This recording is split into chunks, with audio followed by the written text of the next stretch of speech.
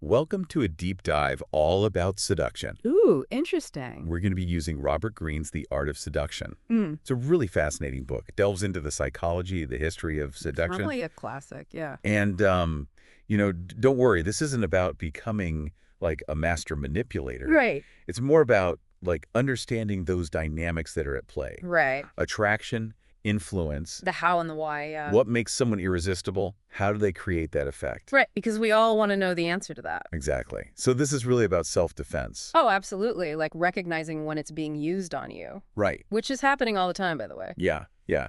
And then also, maybe we can learn a thing or two Sure. about how to enhance our own relationships, whether it's personal or professional. Absolutely. I mean, Green's book gives us a framework for understanding not just the romantic kind of seduction, but all the ways we try to influence and persuade each other That's a really good point. in everyday life. Yeah. Every day. It happens all the time. We don't even realize it. Oh, yeah. Constantly.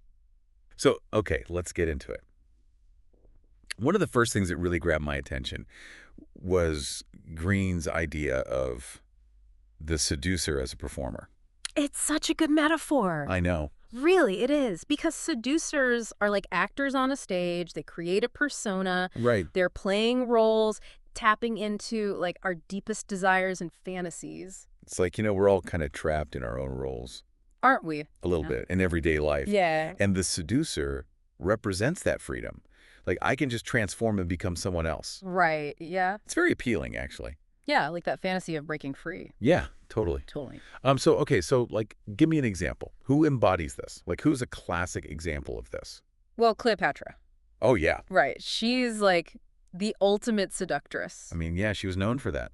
And she wasn't necessarily the most beautiful woman of her time, Right. but she was a master of transformation. Oh, interesting. She'd play different roles to captivate the men that she desired. Oh, that's fascinating. So she was, like, adapting to whoever it was that she was trying to Totally. A slip. seduce. Like for Julius Caesar, she presented herself as this exotic queen. Oh, wow. But for Mark Antony, she was the passionate lover. Interesting. Like, very different. Very different. Yeah. Yeah, so she understood that seduction is really about creating an illusion. Right. This fantasy that the target wants to believe in. Oh, that's so interesting. And it makes me think, like, even in modern-day celebrity, like Marilyn Monroe and her iconic walk, that wasn't natural. That was all design. Oh, yeah, it was carefully crafted. It was a performance. It was a performance to project a very specific image. Yeah, that was very much like the image of, like, innocence, but also sexuality. And it worked. It tapped into this cultural fascination. And it created this persona that was both alluring and unattainable, right? Both. Yeah, exactly. So already we're seeing that seduction is about more than just, like, physical looks. Way more. It's about strategy. Yeah. It's about psychology, and it's about understanding what makes people tick. So fascinating. Okay, so Greene, he takes it a step further, right? He does. He identifies 9 distinct seducer archetypes. Yeah, he does. 9. Okay, I'm going to need some help unpacking this. Well, let's start with one, the siren. Ooh, the siren. Okay, so think of like Marlene Dietrich. Okay. Alluring, mysterious, a little bit dangerous. Okay. So the siren is really all about amplifying their sexual energy, Right. but there's like an element of elusiveness. So it's not just about being, like, overtly sexy. No. It's more than that. It's that push and pull. Oh, I see. Like, you can't quite You can't catch them. catch them. That makes them so irresistible. That's so interesting. Okay, what's another one? Okay, how about the rake? The rake. Okay. So the classic example, Casanova, Okay. Yeah. driven by this insatiable desire. They have this energy, this hunger that can be, honestly, incredibly magnetic. It's funny because you would think that would be a turnoff. Constantly, Right. like, chasing after someone. You would think so, right? Yeah. But it's the intensity, that feeling of like being completely swept up in the moment, that can be alluring, especially for someone who's like feeling a bit stuck. Right. So in a way, they're selling, like, an experience, Yeah, an escape. totally. An escape from the mundane. Yeah. Yeah. Yeah, I could see that. Okay, well, what's another archetype? Okay, how about the ideal lover? Ooh, The ideal lover. Okay. Think Rudolph Valentino, Okay. sweeping women off their feet. They create this romantic fantasy. They become like the embodiment of the target's deepest desires. Oh, so they're stepping into a role that already kind of exists in, like, the fantasy of the other person. It's already there, exactly. Okay, that's interesting. So, like, if you're in the real world, how can you tell which archetype might be at play? Because this is getting kind of complicated. Right. Well, it's rarely that clear-cut because people are complex. Right. Most seducers blend elements of different archetypes. Makes sense. But recognizing the patterns, it can really help you understand, like, motivations and the tactics that are being used. Oh, that's so interesting. So it's not about, like, putting people in a box. It's more about, like, understanding the tools of the trade. Exactly. And one of the most powerful tools, this might surprise you, is indirectness. Indirectness, so, like, playing hard to get. It's more than that. Right. It's more than that. Seducers understand that coming on too strong is a complete turnoff. Okay. It's about the soft sell. Oh, okay. You create space, you create intrigue, and you make the target want to come to you. So it's like you're making them feel like they're the one pursuing. Yes, Yeah. precisely. That's good. That's a good one. Yeah, and a really brilliant example of this is the Marquis de Lausanne and his courtship of the Grande Mademoiselle. He was a master of the slow burn. Oh, wow. Very patient, built this connection, played the role of a friend and confidant, So sneaky. and subtly fanned her desire over time. Wow. It makes you wonder, like, how many times that's happened and we don't even realize it. Probably more often than we think. Yeah. More often than we think. And it's not just in, like, romantic context. Think about, like, advertising. Oh, yeah. The most effective campaigns often work on, like, this subconscious level, subtly planting a seed of desire. Wow. That's kind of scary. It can be, yeah. Which is why, like, understanding these tactics is so important. It gives you that sense of agency. Right. Yeah. So you can recognize when someone is trying to influence you, and then you can make a conscious decision about how you want to respond. Okay. So indirectness is key. Yeah. But I'm guessing there's more to it than just playing it cool. There is. Another really important tactic is creating a sense of need A sense of need.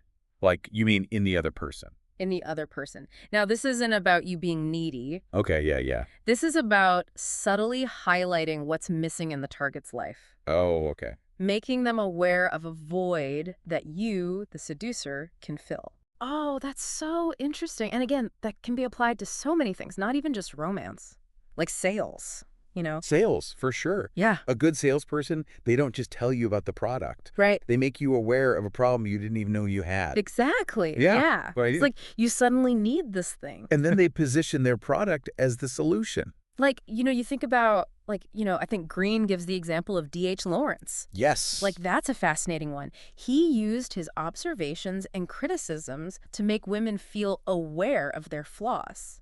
Yes, he did. Almost like he was creating this need for his attention, his validation. And making his attention seem more valuable because he was so discerning. Right, exactly. So it's a subtle but really powerful form of manipulation. Yeah, that's kind of creepy. It can be, yeah. But remember, knowledge is power. That's a good point. The more we understand these tactics, the less likely we are to be manipulated by them. Okay, so we've got indirectness, creating a sense of need. What else is in the toolkit? Okay, let's talk about insinuation, the language of insinuation. Ooh. This is where it gets really interesting. Oh. So seducers, they use subtle remarks, hints, double entendres. Yeah. It's the things that bypass our rational defenses and kind of burrow into the subconscious. It's like planting a seed Yes. that then takes root, Yes. influences our thoughts or feelings, and we don't even realize it. It can be very powerful. And we're all susceptible to this. I think so, yeah. Yeah. I mean, think about, like, advertising slogans, No, yeah, totally. song lyrics, like the way people phrase things. It's all around us. It is. It's crazy. Yeah. I never really thought about it that way. It's powerful because you don't think about it. Yeah. It's insidious. Once Yeah. you start paying attention, it's like, wow, so much of our communication is based on this. Yeah. Oh, man. This is blowing my mind a little bit. I know, right? Okay, so we've got indirectness, insinuation, creating a sense of need. What about something more direct? Does that work in seduction? Well, there's a tactic called mirroring, which is all about appealing to the target's narcissism. Okay. So the seducer adapts to their moods, Okay. to their tastes, their opinions, so they make the target feel seen, heard, understood. So basically you're giving them back a reflection of themselves. In a way, yes. And it's incredibly effective. Even someone as notorious as Casanova used mirroring. Really? Despite his reputation as a playboy, he actually had a touch of femininity that made him very disarming, Oh, interesting. particularly to, like, young women. He knew how to mirror their energy and make them feel comfortable. So it's like, even if you're not intentionally trying to seduce someone, just being a good listener, showing empathy, that's inherently attractive. It is, Yeah. absolutely. People are drawn to those who make them feel good about themselves. Okay, this is starting to make sense. But what about, like, the bad boy image or bad girl? Doesn't that contradict this whole mirroring thing? Well, not necessarily, because seducers are often masters of exploiting our fascination with the forbidden. Oh, okay, yeah. They push boundaries, they make the relationship feel transgressive. So, like, it's that classic rebel archetype. Exactly. Yeah. The more forbidden something seems, the more desirable it becomes. Yeah.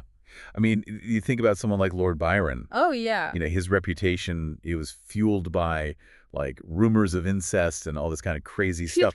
And that just made him more attractive to women. Totally. It's like that thrill of doing something you're not supposed to do. It's the allure of the taboo. Right. So in a way, the bad boy is kind of mirroring our own desire to break free. From those societal expectations. Yeah. Oh, that's interesting. Yeah. Okay, so in a way, it is mirroring. It's a fascinating dynamic because it shows how seduction can operate on these multiple levels, Yeah. appealing to our conscious and subconscious desire. Oh, wow. Okay, so we've covered a lot of ground.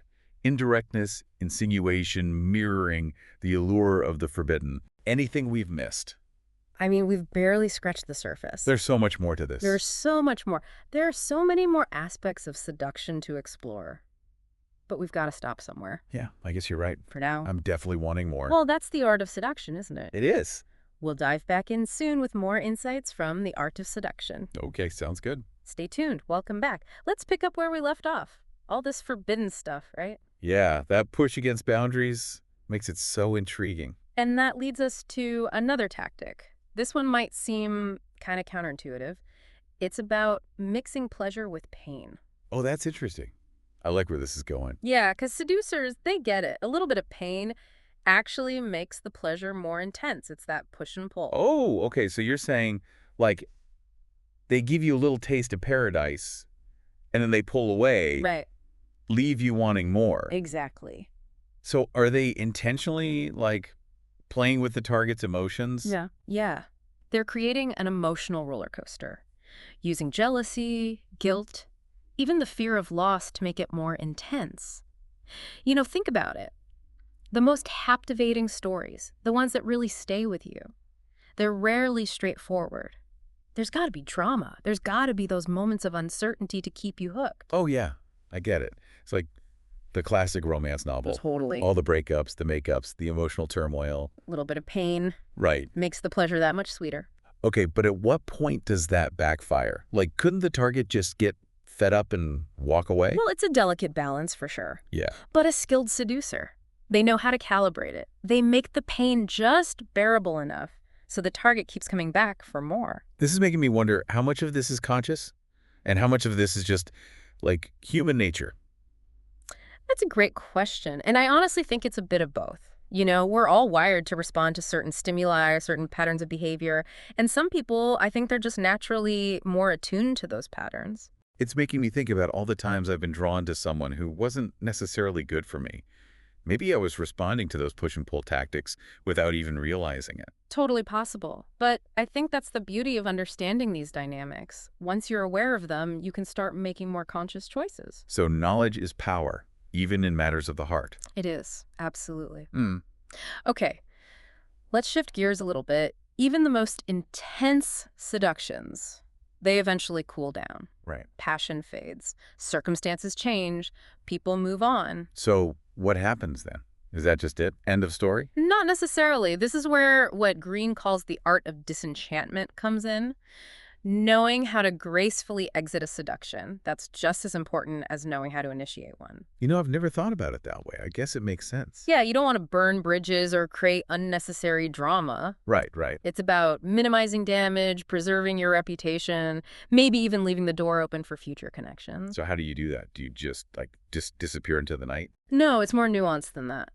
Greene gives the example of Duke Ellington. Oh, okay. Yeah, he was a notorious, for his affairs, but He was known for maintaining good relationships with his former lovers. Oh, why? He was good at it, yeah. Yeah. He would use these theatrical gestures, personalized gifts, things that made them feel special, even as he was moving on. Oh, interesting. So he was like acknowledging the connection, Yeah. even as he was letting it go. Yeah, exactly. It's hard to strike that balance, but it shows that seduction isn't just about conquest, you Okay. know?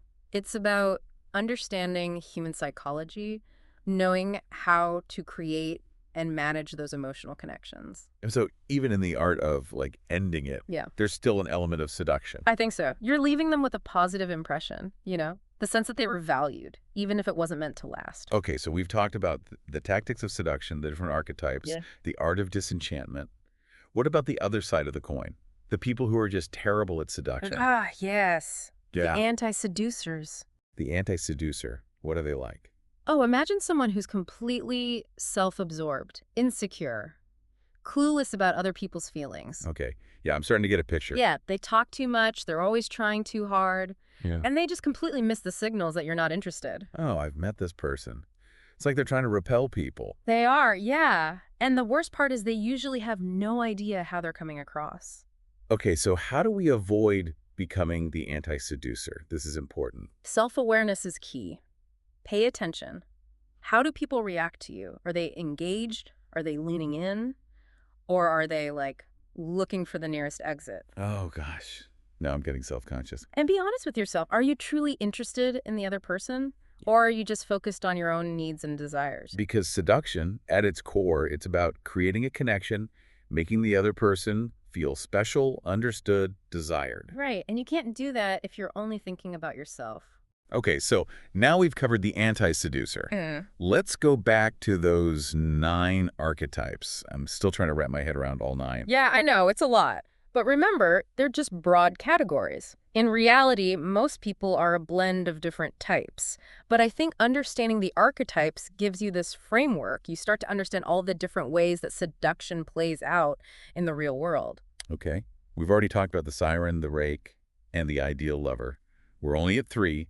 What about the other 6? Okay, let's do a few more. How about the dandy? The dandy. Okay, tell me about the dandy. All about style, elegance, creating a striking persona. They play with masculinity and femininity, crafting a unique image that sets them apart from the crowd.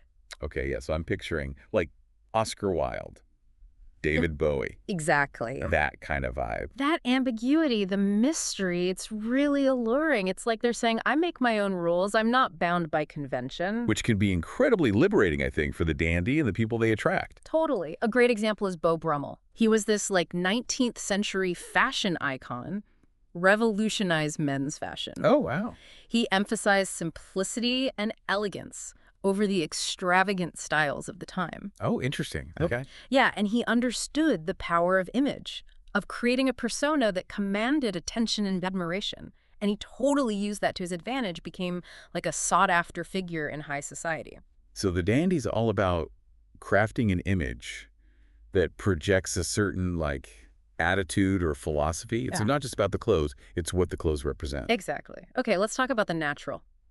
They seem effortlessly charming and charismatic, spontaneous, playful, and they have this like childlike energy that's contagious. Okay, the natural. Mhm. I'm starting to see how these archetypes relate to people I know in real life. Right. They make you feel really comfortable, like you can let your guard down around them because it doesn't seem like they're playing any games. They're Right. just being themselves. I'm thinking like Paul Rudd, Jennifer Lawrence. They have that approachable, down-to-earth quality. Great examples. But remember, even naturals are using seduction tactics. Even if it's like subconscious, they're still crafting a persona, a role. It's just that their role is to be effortlessly charming. And honestly, that can be just as effective, if not more so, than a more calculated approach. So it's not about being fake. It's about being aware of how you're presenting yourself. Right, And how that affects other people. right. Okay, how about the coquette? Ooh, the coquette. This archetype is all about playing hard to get. The master of the tease. I think I've encountered a few coquettes in my dating days. They're masters of creating that sense of scarcity and desirability. Okay. They give you a little taste of attention, then they pull away, Right. leaving you wanting more. Okay, so they're like playing a game. Yeah. Trying to keep the target off balance. It's a delicate dance. They're not necessarily trying to be cruel, but they understand that a little bit of uncertainty, a little bit of mystery, keeps those people coming back for more. It's like they're always just out of reach. Yeah, And that makes you want them even more. exactly.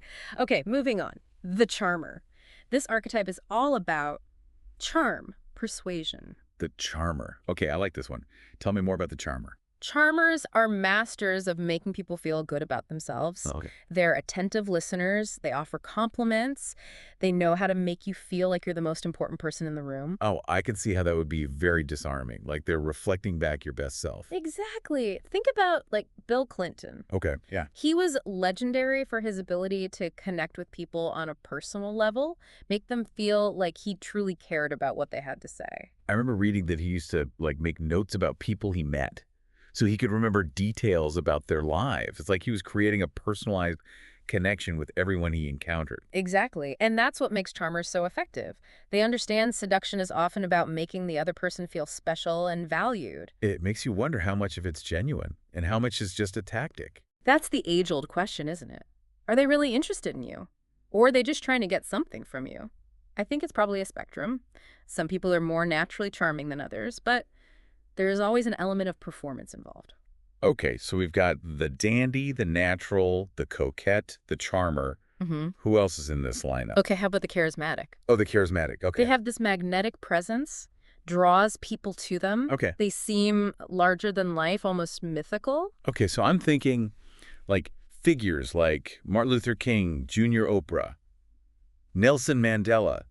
These people that inspire others, make you believe in something bigger than yourself. Exactly. Charismatics, they often have like a grand vision, a sense of purpose Right. that inspires others to follow them. And that's what makes them so seductive. They make you believe in something, whether it's their vision, their message, or even just themselves. So it's not just like personal charm. It's about projecting a certain energy, a belief in something that draws other people in. Right. And finally, we have the star. The star. Okay, hit me with the star.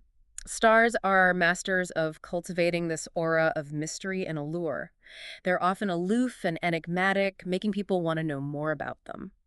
Think of Greta Garbo, Marlene Dietrich. Okay, yeah.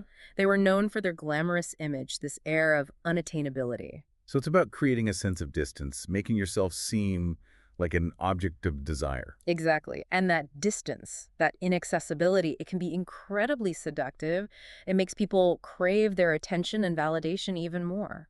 The more unattainable they seem, the more we want them. It's so classic. It is. Okay, so we've covered all 9. I know it's a lot to take in. It is. It's a lot, but it's fascinating. It's like you've given me a whole new lens Right. to look at all my interactions. That's what I love about Robert Greene's work. He takes these complex psychological dynamics, he breaks it down in a way that's both insightful and entertaining. He definitely does that. Okay, so I feel thoroughly seduced by this deep dive. Good. But where do we go from here? Yeah. How do we take all this knowledge, apply it to our lives? That's what we'll explore in the next part. Oh, okay, cliffhanger. Stay tuned. Welcome back to our deep dive into the art of seduction. Yeah, we've covered a lot of ground, the 9 archetypes, The tactics. the psychology of it all. It's been quite a journey. It has been.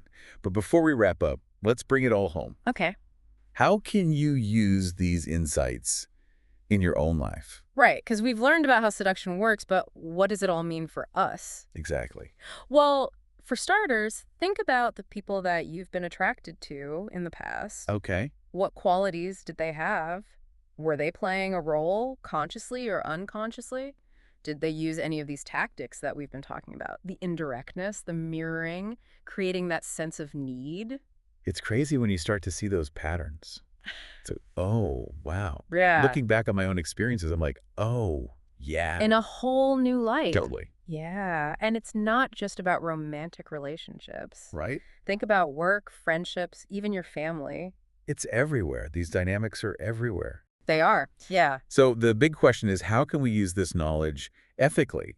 Because these are some pretty powerful tools that we've been talking about. Right, yeah. And the point isn't to become some manipulative jerk. It's about understanding the dance of attraction and influence. So let's say you're trying to get a promotion at work. Okay. Knowing about the soft sell, that can be really helpful. Instead of being pushy, you create intrigue. Love. Subtly showcase your skills and make your boss want to come to you. And maybe even sprinkle in a little bit of that mirroring. Oh, absolutely. Adapt to the boss's communication style. Make them feel understood. It's not about being fake. It's about building rapport. Exactly. And how about personal relationships? Okay. Knowing the archetypes can really help you understand your own patterns Right. and preferences. Are you drawn to the siren, the rake's intensity? Recognizing those patterns, that can help you make, more conscious choices. About who you let into your life. Yeah, and help you avoid falling into that anti-seducer trap. Right. Because, I mean, no one wants to be that person. Completely oblivious. No, definitely not. So be mindful. How are you coming across? Are you truly listening? Are you making the other person feel special, appreciated? I mean, that's really the foundation Yeah. of any strong relationship. What if you find yourself on the other side of things? Like you're dealing with someone who seems to be playing the role of the seducer a little too well. I think it's always good to take a step back. Assess the situation. Are they being genuine or are they just trying to manipulate you? Knowledge is power. Understanding this stuff can really empower you to make those smart choices. In love and in life. I love that. Both, yeah. It's not about being paranoid. It's about being informed. Exactly. I know some people might say, analyzing all the seduction stuff, it kind of takes the romance out of it. I disagree. Me too. I think it's more like we've unlocked a secret code Right. We have this deeper understanding. of human behavior and the ways we connect. And I think that knowledge, if you use it wisely, can actually help us build those stronger, more authentic relationships. This has been such an eye-opening deep dive. I feel like I'm seeing the world differently. That's the power of knowledge. And I really encourage everyone to check out The Art of Seduction by Robert Greene. It's a fascinating exploration of human psychology. Absolutely. And even if you don't become a master seducer, which, by the way, I'm not sure if that's the goal here, No, no. you will definitely gain a deeper understanding of yourself and everyone around you. Right. It's about understanding human nature, building connections, and using your influence ethically. Well said.